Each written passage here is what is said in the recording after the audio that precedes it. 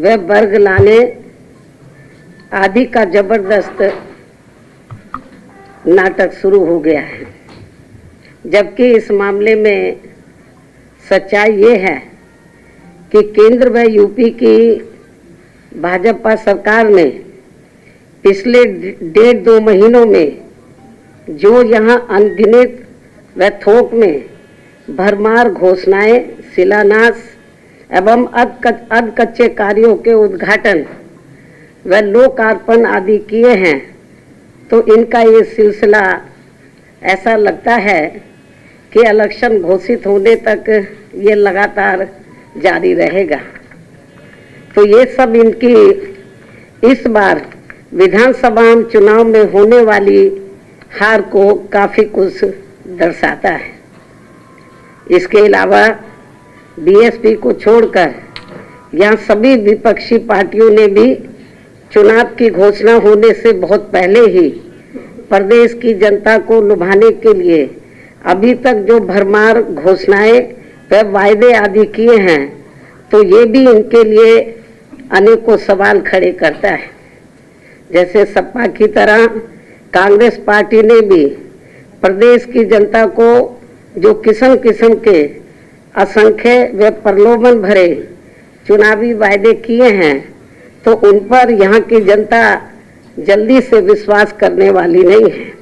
और इस संबंध में हमारी पार्टी का ये कहना है कि यदि कांग्रेस पार्टी ने यहाँ यूपी में भी अपने लंबे रहे शासनकाल में अपने 50% भी चुनावी वायदे पूरे कर दिए होते, तो फिर आज ये पार्टी केंद्र व उत्तर प्रदेश सहित देश के अधिकांश राज्यों से भी सत्ता से बाहर नहीं होती। इतना ही नहीं, बल्कि इनकी कथनी व करनी में जमीन आसमान का अंतर होने की वजह से अब जनता इनके वायदों व घोषणाओं आदि को कतई भी गंभीरता से नहीं ले रही है। यही स्थिति इस मामले में हमें दूसरी पार्टियों की भी देखने के लिए मिल रही है।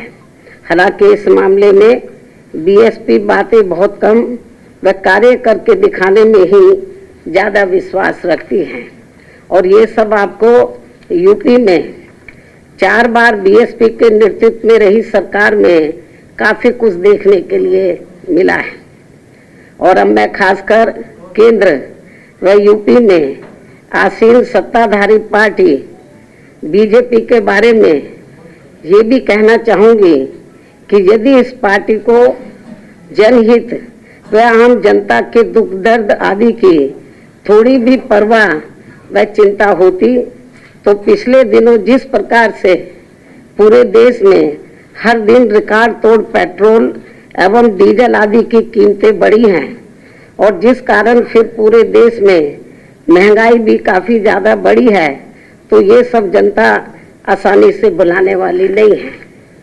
और अब कई राज्यों में जल्द ही होने वाले विधानसभा चुनाव में अपनी हार के डर से इनकी कीमतों में जो इन्होंने थोड़ी सी कमी की है, तो इसकी भी भरपाई ये पार्टी चुनाव के बाद ब्याज सहित जनता से जरूर वसूल कर लेगी। इसे भी जनता को जरूर ध्यान में रखकर चलना चाहिए। इसी प्रकार यूपी में अब विधानसभा चुनाव नज़दीक आते ही यहाँ गरीबों को जो राशन मुफ्त बांटा जा रहा है, तो ये भी चुनाव खत्म होते ही जरूर बंद हो जाएगा। ऐसे अनेकों और भी अब किस्म किस्म के प्रलोभन दिए जा रहे हैं जो चुनाव के बाद फिर कहीं भी नजर नहीं आएंगे। इसके साथ ही यूपी की जनता को ये भी ध्यान में रखकर चलना चाहिए कि भाजपा खासकर यूपी में अपनी जन विरोधी नीतियों व द्वेषपूर्ण कार्यकलापों एवं सरकार की घोर विफलताओं पर पर्दा डालने तथा इन पर से लोगों का ध्यान बांटने के लिए भी यहाँ विशेषकर सपा आदि से अंदरूनी मिलीभगत व सांठगांठ करके जिन्ना व अयोध्या पुलिस फायरिंग जैसे अनेकों और नए गढ़े हुए सांप्रदायिक व धार्मिक मुद्दों को उठाने का भी पूरा प्रयास कर रही है। ताकि ये जो चुनाव है हिंदू मुस्लिम हो जाए। ये इन दोनों पार्टियों का अंदर अंदर ये प्रयास चल रहा है, जो स्वाभाविक तौर पर ये सपा व भाजपा आदि को आपसी लाभ पहुंचाने की नीयत से इनकी स्वार्थ की राजनीति को पुनः उजागर करता है। हालांकि जनता अब इनसे काफी सजग भी है। साथ ही बीएसपी को ये पूरी उम्मीद भी है कि अब प्रदेश की जनता इनके इस प्रकार के किसी भी षड्यंत्र का शिकार होने वाली नहीं है। वैसे ये बात भी सर्वविदित है कि सपा व भाजपा की राजनीति हमेशा एक दूसरे के पोषक व पूरक रही है और इन दोनों पार्टियों की सोच जातिवादी एवं सांप्रदायिक होने के कारण इनका अस्तित्व एक दूसरे पर ही आधारित रहा है। इसी कारण जब सपा सत्ता में होती है तो भाजपा मजबूत होती है और जब बीएसपी सत्ता में रहती है तो भाजपा कमजोर होती है। ये भी सोचने की बात है। इतना ही नहीं बल्कि प्रदेश में कुछ ही समय के बाद होने वाले विधानसभा चुनाव से पहले यहाँ भाजपा द्वारा विधानसभा की 403 सीटों में से 300 व सपा द्वारा 400 सीटें जीतने की जो बात कही जा रही है, तो ऐसे में इनका ये दावा इतना अधिक बचकाना व हवाई है कि इनकी इच्छा पूर्ति के लिए फिर तो यहाँ विधानसभा की सीटों की संख्या बढ़ाकर चुनाव आयोग को लगभग 1000 ही कर देनी चाहिए। खैर, चुनावी दावों व वादों पर यहाँ अपने देश में ना तो कोई टैक्स लगता है और ना ही उसके लिए किसी खास निष्ठा व ईमानदारी की जरूरत ही होती है। इसलिए आने वाले वक्त में पूरी तरह से स्वतंत्र व निष्पक्ष चुनाव ही ये बताएगा कि किसमें कितना है दम। इसके साथ ही यहाँ मैं ये भी याद दिलाना चाहती हूँ कि कोरोना काल में कोरोना पीड़ितों व बाढ़ के समय में बाढ़ पीड़ितों आदि की भी मदद करने के मामले में बीएसपी ने हमेशा सबसे पहले इसकी पहल की है और यहाँ हमारे लोगों ने अपने अपने आर्थिक सामर्थ्य के हिसाब से बिना ढिंढोरा पीटे हुए यहाँ अति गरीबों व जरूरतमंदों आदि की लगातार मदद की है। वैसे भी हमारी पार्टी की अपनी सीमाएं हैं, क्योंकि बीएसपी अभी ना तो सरकार में है और ना ही दूसरी पार्टियों की तरह पूंजीपतियों व धन्ना सेठों आदि के धन बल पर चलने वाली पार्टी है। जिनसे भी ये सरकारें इनका राष्ट्र धर्म नहीं निभा पाई हैं तथा वे आपदा में भी अवसर प्राप्त करके अपनी तिजोरी को ही अधिक भरते रहे हैं। ऐसी पार्टी व सरकारों से क्या जनता उनसे इसका हिसाब किताब नहीं करेगी? यानी कि जरूर करेगी। इसी प्रकार केवल आम जनता ही नहीं बल्कि देश की अर्थव्यवस्था की रीढ़ अर्थात संपूर्ण किसान समाज भी केंद्र सरकार की अहंकारी वादा खिलाफी एवं निरंकुश आदि व्यवहार से काफी ज्यादा गुस्से में है तथा आक्रोशित भी है। इतना ही नहीं बल्कि इनकी जातिवादी संकीर्ण पूंजीवादी व अन्य गलत नीतियों व गलत कार्य प्रणाली की वजह से उत्तर प्रदेश सहित पूरे देश में दलित, शोषित, पिछड़ा वर्ग, मुस्लिम व अन्य धार्मिक अल्पसंख्यक समाज के लोगों के साथ साथ सर्व समाज में से खासकर गरीब, मजदूर, बेरोजगार, छोटे व्यापारी, कर्मचारी एवं अन्य मेहनत कश लोग भी अपनी विभिन्न समस्याओं को लेकर काफी ज्यादा दुखी व परेशान भी हैं। कोरोना काल में तो इनकी हालत और भी ज्यादा खराब हो गई है।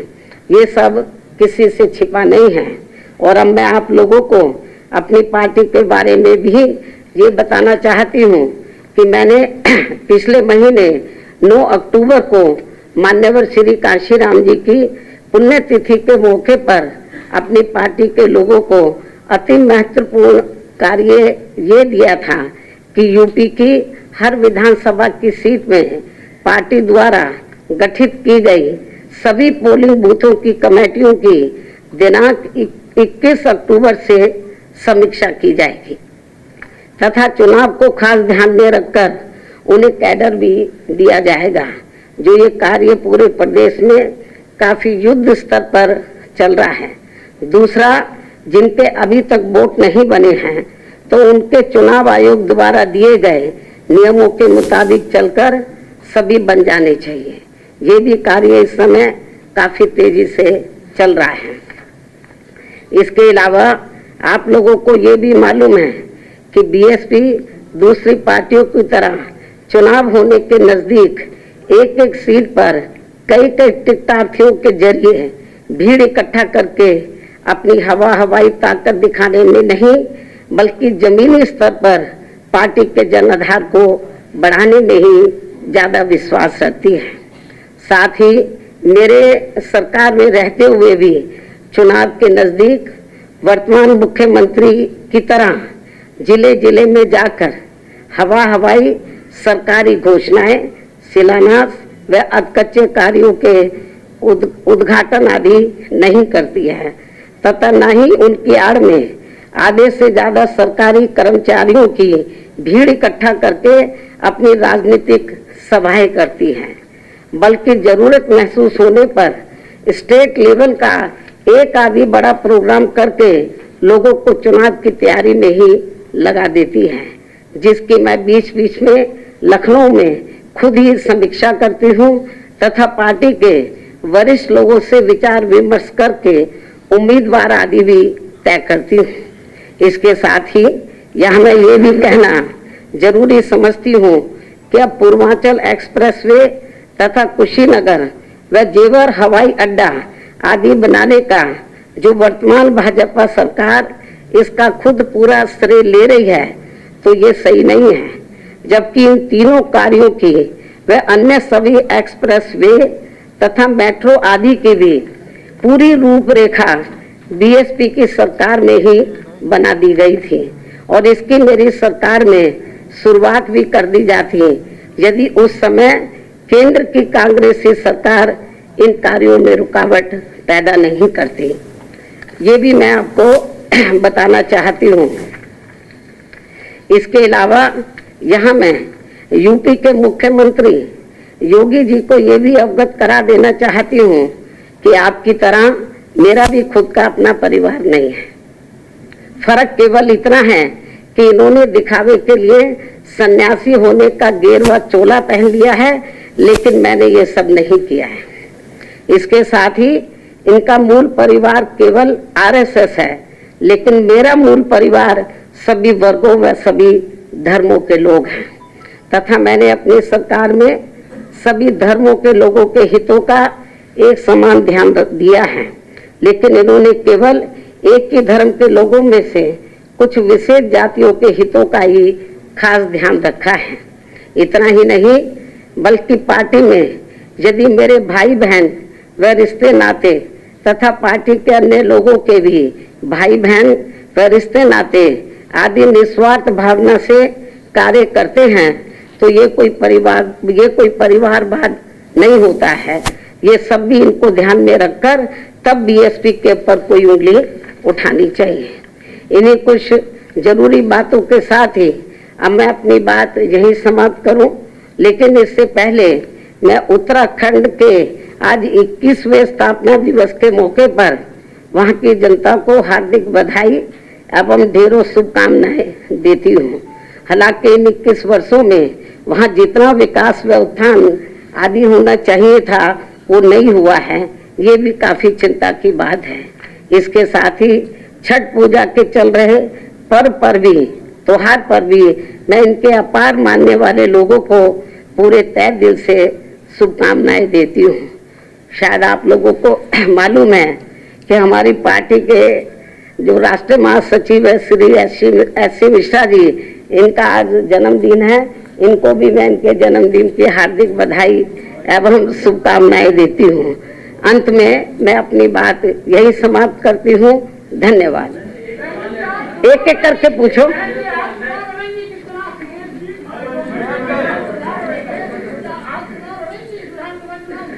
ये कोई जरूरी नहीं कि योगी जी क्या कर रहे हैं और अखिलेश क्या कर रहे हैं, मेरी तुलना आप उनसे करेंगे? हाँ,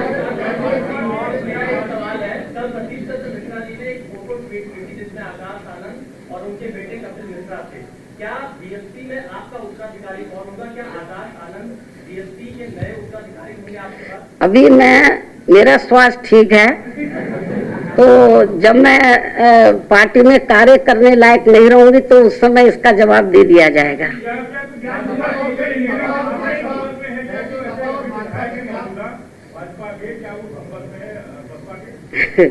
अब ये तो अंदरूनी बात है, ये तो ओपन नहीं करनी चाहिए है। ये तो हमारा शुरू से ही चल रहा है। हाँ, समाजवादी पार्टी और बीजेपी को काफी निशाने पे लिया। मेरा सवाल है, क्या इन दोनों को हराने के लिए किसी तरीके के अलायंसेस का विकल्प खुला है? मैंने एक बार नहीं कई बार बोला, प्रेस के जरिए भी, ट्वीट के जरिए भी। आज फिर मैं आपकी गलतफहमी को दूर कर देना चाहती हूँ कि बहुजन समाज पार्टी किसी भी पार्टी के साथ किसी भी प्रकार का कोई चुनावी समझौता नहीं करेगी। अकेले अपने बलबूते पर ये चुनाव लड़ेगी। हम समझौता जरूर कर रहे हैं, किनसे? सर्व समाज के लोगों के साथ। उनमें भाईचारा पैदा करके सभी वर्गों को जोड़ने में लगे हैं। और ये जो गठबंधन है तो ये स्थायी रहेगा और इस ओर हमारा ध्यान है, न कि दूसरी पार्टियों के साथ गठबंधन करने का कोई इरादा है। अब आपको मालूम है, ये बड़े होते नेता और कुछ जनाधार होता तो मैं उनको निकालती क्यों? वो तो निकाले हुए लोग हैं। और एक बीएसपी में ये मैं आपकी गलतफहमी दूर कर देना चाहती हूँ, जिसको भी मैं निकालती वो अकेला जाता है, उसके साथ में बीएसपी के कार्यकर्ता नहीं जाते हैं।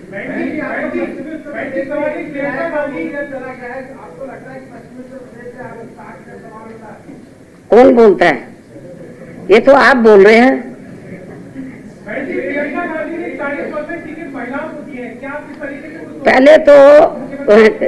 पहले तो कांग्रेस पार्टी को जिन राज्यों में उनकी सरकारें हैं या जब कांग्रेस पार्टी पावर में थी तो सबसे पहले तो इनको सेंटर में थी, तो इनको सबसे पहले तो इसको लेकर कानून बनाना चाहिए था। हम तो ये तो 40 की बात करें, ये 33% भी विधानसभा और लोकसभा में महिलाओं को आरक्षण ये कानूनी तौर पर कांग्रेस पार्टी कानून नहीं बना पाई, ना कांग्रेस बना पाई, ना बीजेपी बना पाई। तो ये जो इधर कह रहे हैं कि भाई 40% हम महिलाओं को देंगे, हमको इसके खिलाफ नहीं है।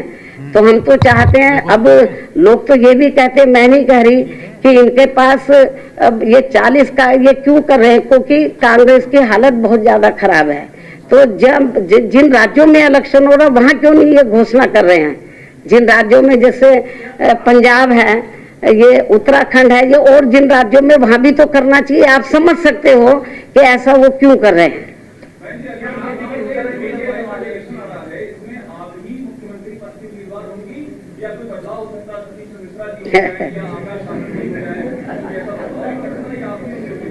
आपको ये मालूम है कि ये जो चुनाव है मेरे नेतृत्व में लड़ा जा रहा है और पूरे यूपी में सर्व समाज के लोगों की ये दिली इच्छा है कि हम बहन जी को 5वीं बार यूपी का मुख्यमंत्री बनाएं। हैं?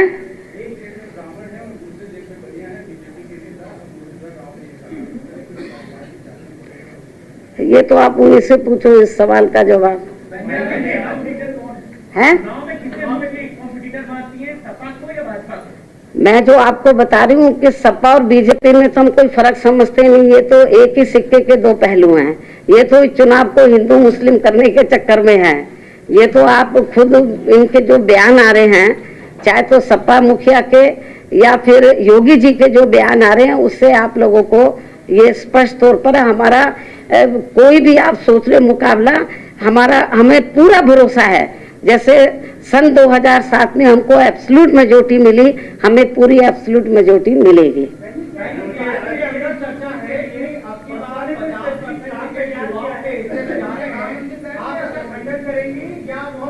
क्या चीज?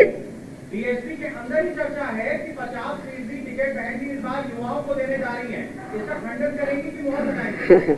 ये तो अच्छी बात है, यदि यंग ब्लड आगे आता है तो ये तो अच्छी बात है। जब सूची जारी होगी, नहीं, जब सूची जारी होगी तो आपको मालूम पड़ जाएगा। अखिलेश यादव का ये कहना है कि 2022 चुनाव में आने वाले चुनाव में सीधी टक्कर समाजवादी पार्टी से बीजेपी की, आपका क्या कहना है?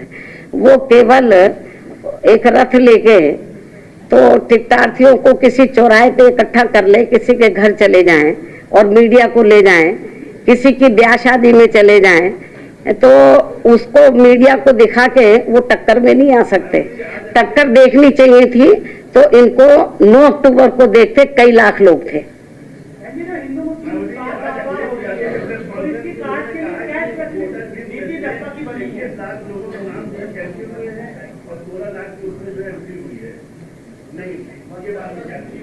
नहीं, ये तो गड़बड़ी की तो शिकायतें मिल रही हैं।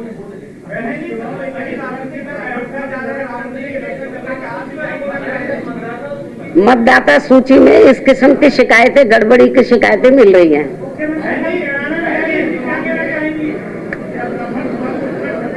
अच्छा